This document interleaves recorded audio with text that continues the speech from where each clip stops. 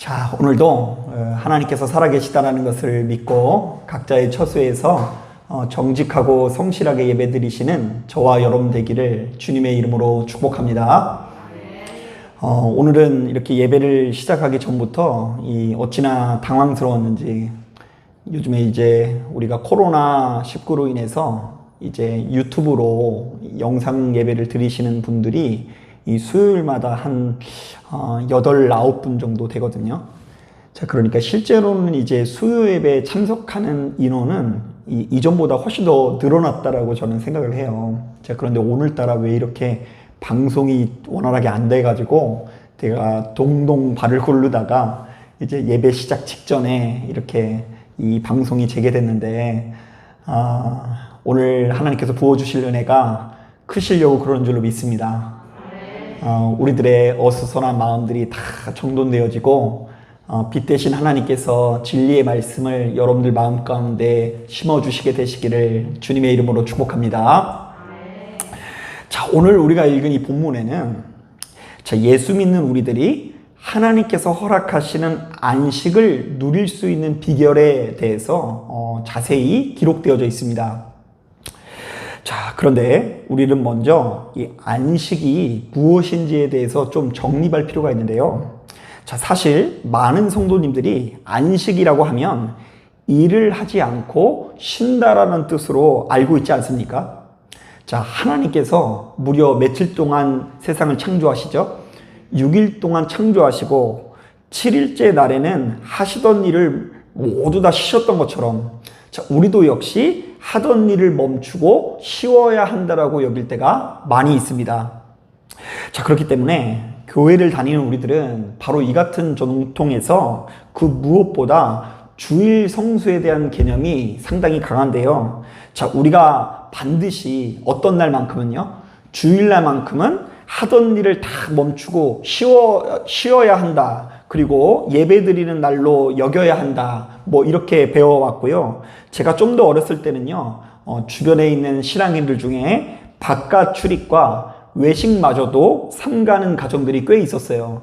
자, 그러니까 주일날에는 예배 드리는 날이기 때문에 슈퍼도 이용하면 안 되고 버스도 안 타고 막 걸어 댕기고요. 하여튼 과거에는요, 좀 더 엄격하게 지켰던 법이 바로 안식일, 주일에 관한 규례였던 것 같습니다.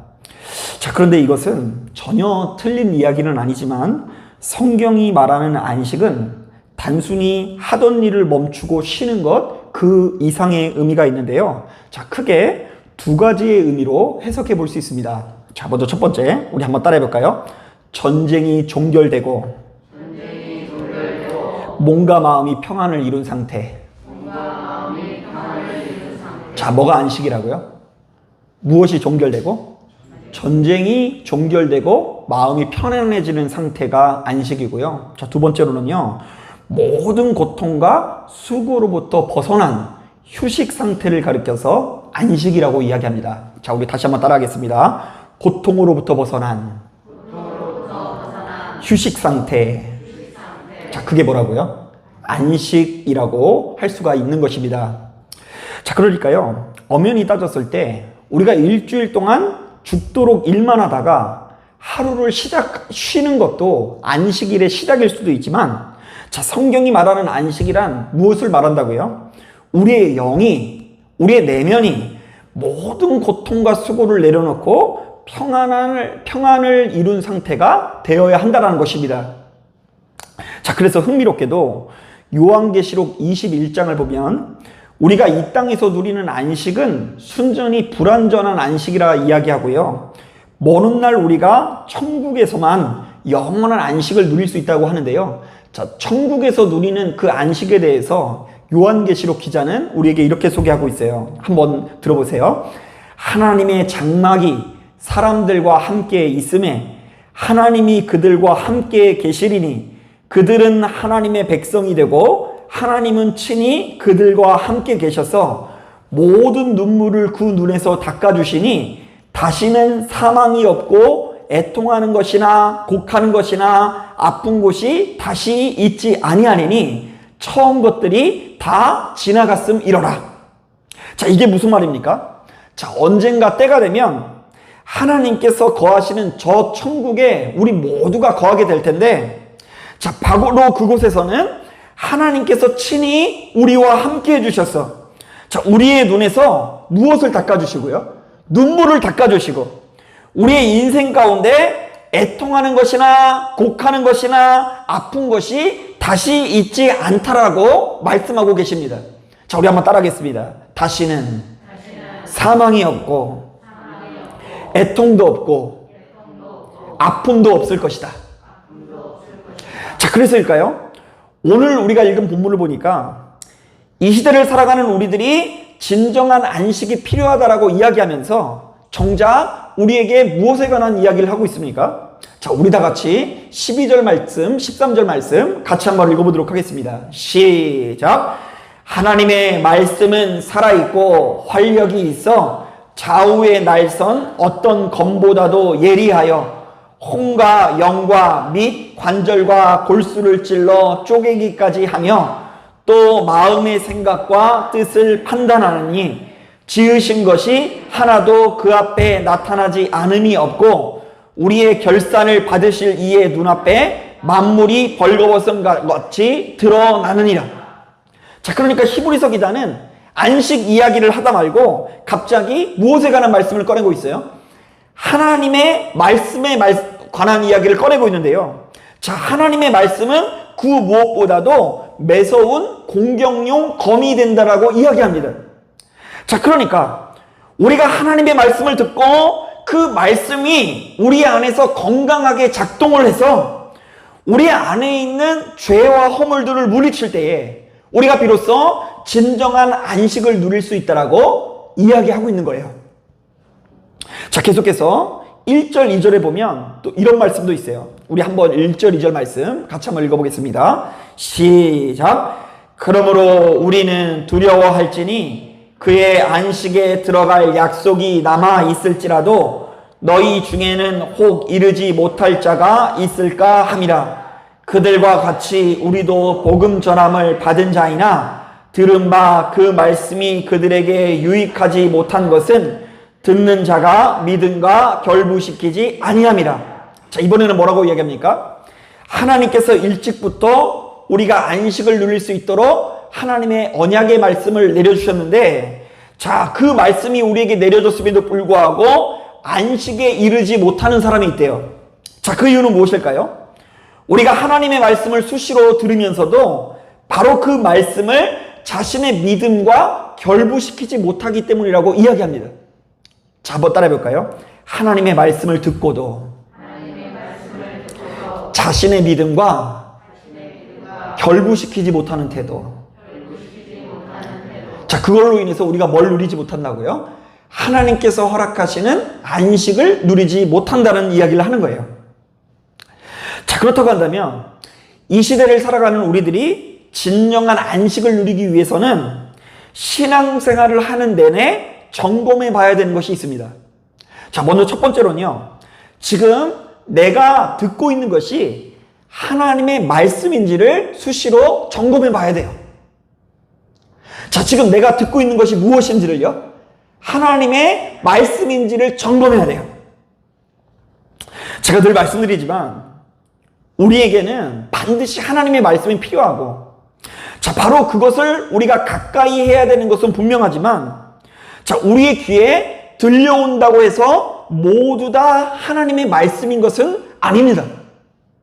자, 우리의 귀로 들을 수 있는 것은 크게 세 가지가 있는데요. 먼저 소리가 있고요, 말이 있고요, 말씀이 있습니다.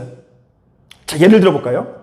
제가 지금 목이 칼칼해서요 하고 헛기침을 하죠. 자, 바로 이것은 그저 무엇에 불과해요? 소리에 불과합니다. 자, 그러나 바로 이 소리에 어떤 의미를 담아서 서로가 서로의 의사를 정말로 전달하고 있다고 한다면 그것은 이제 소리를 넘어서 뭐가 됩니까? 말이 됩니다. 하지만 이것만으로 부족합니다. 자, 말이 말씀이 되기 위해서는 바로 그 가운데 우리 하나님의 뜻이 담겨 있어야 합니다. 자, 이 세상을 창조하신 우리 하나님의 섭리와 계획하심이 있어야 되고요, 만물을 아끼고 사랑하사 독생자를 보내주시는 그 사랑의 메시지가 담겨 있어야 하고요. 자, 우리가 영생을 누리기 위해서 무엇을 해야 되는지에 대한 가르침이 가득하게 담겨 있는 것이 하나님의 말씀인 것입니다.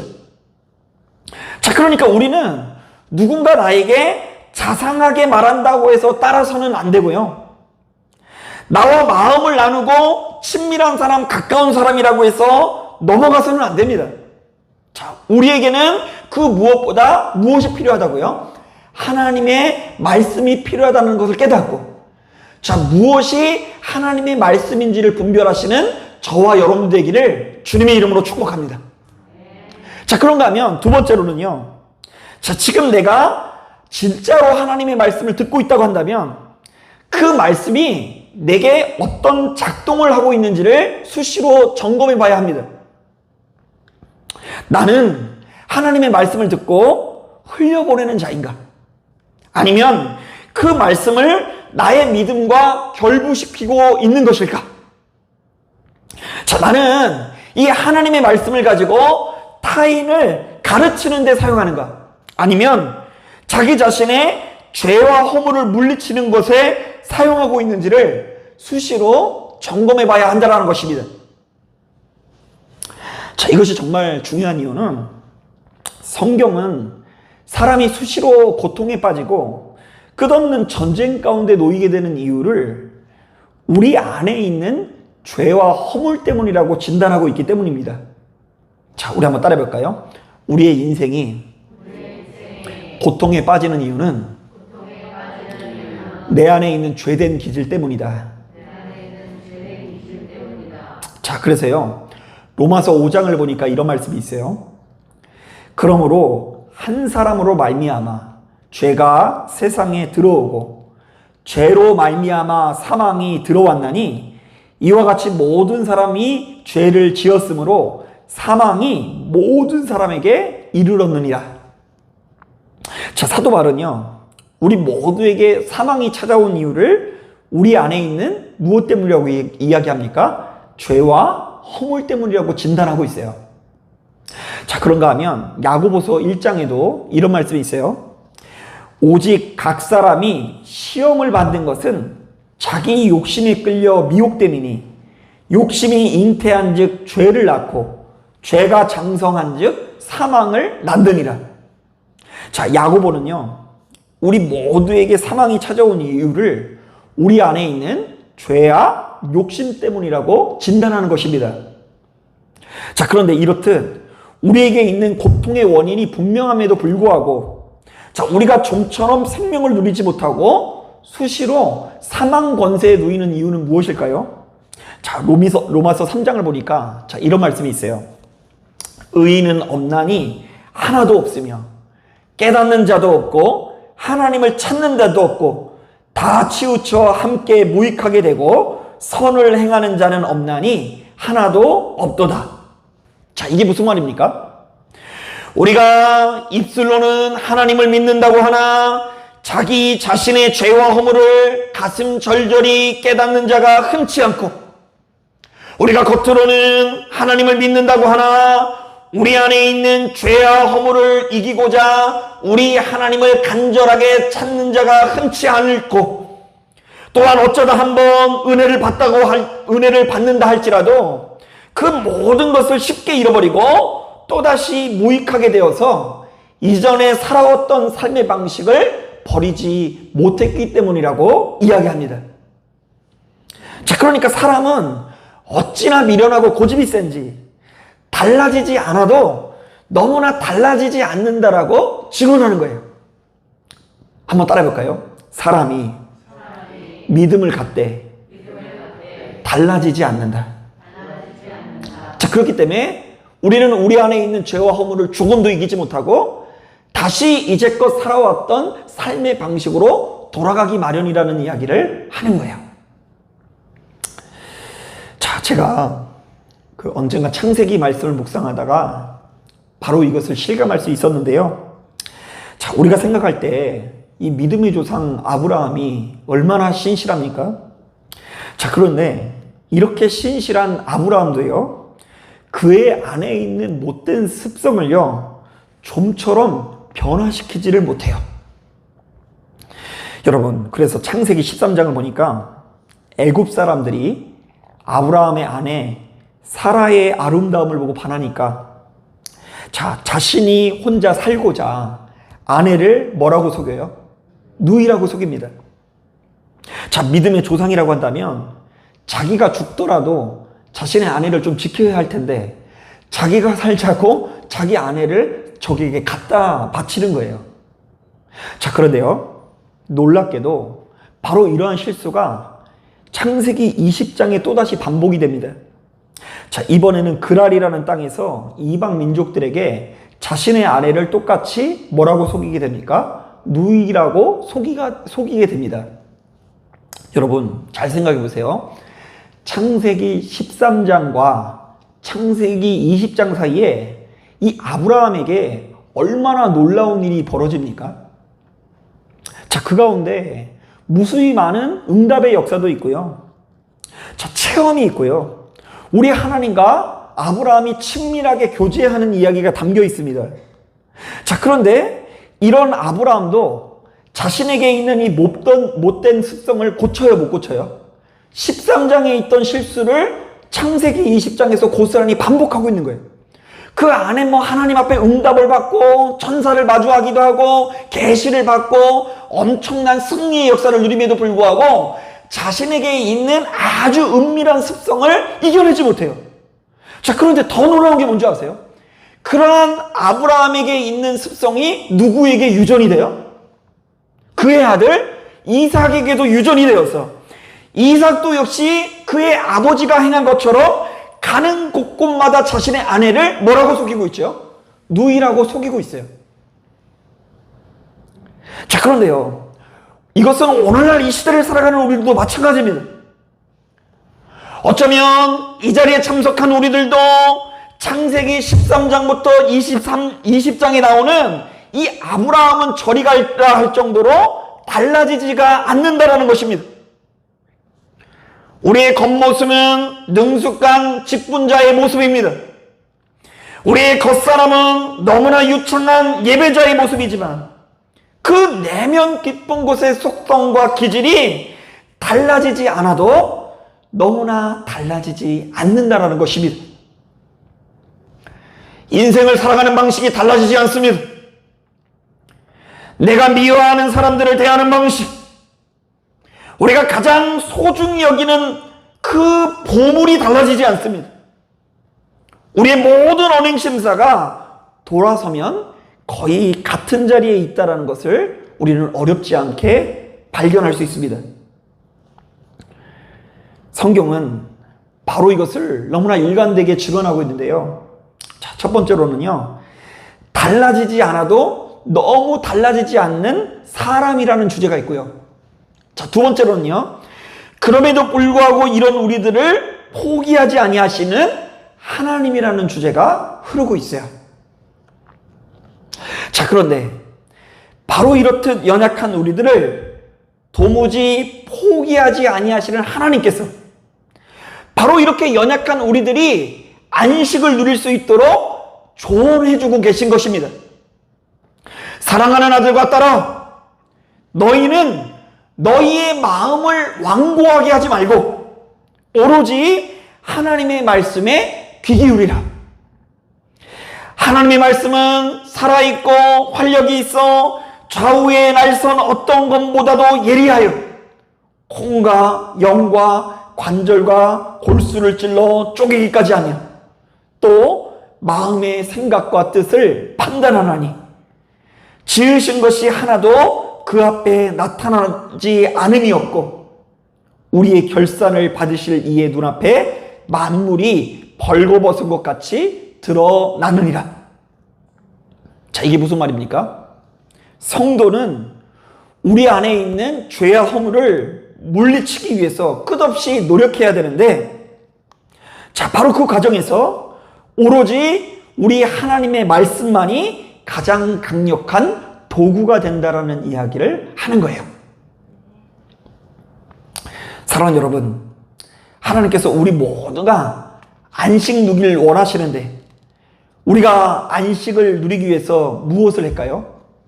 우리는 이번 시간을 통해서 세 가지로 정리하면서 말씀을 마무리하려고 합니다. 먼저 첫 번째, 우리는 하나님의 백성으로서 무엇이 하나님의 말씀인지를 분별해야 합니다. 어딘가에서 쏟아지고 있는 개똥 철학, 이게 아니라 정말로 우리의 귀에 들린다고 해서 다 하나님의 말씀으로 여길 것이 아니라 우리에게 쏟아지는 것이 진짜 하나님의 말씀인지를 두렵고 떨리는 마음으로 분별하시고 하나님의 말씀이 아닌 것 앞에서 돌아서시길 바랍니다.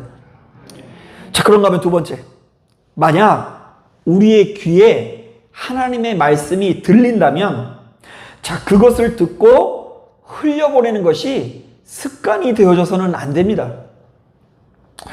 하나님의 말씀의 본래 속성은요, 우리의 죄와 허물을 물리치는 가장 강력한 도구가 된다는 것을 기억하십시오. 그리고 마지막 세 번째로는요, 여러분, 하나님 말씀 앞에 부지런한 삶을 살기 원합니다. 여러분, 아무리 강력한 하나님의 말씀을 들어도 자신의 믿음과 결부시키지 않으면 결단코 진정한 안식을 누릴 수 없습니다. 세상 사람들이 좋아하는 말과 행동들만 따라다니지 마시고 하나님의 말씀을 듣고 묵상하면서 자신의 믿음과 결부시키시는 저와 여러분들 되기를 주님의 이름으로 축복합니다. 기도하겠습니다.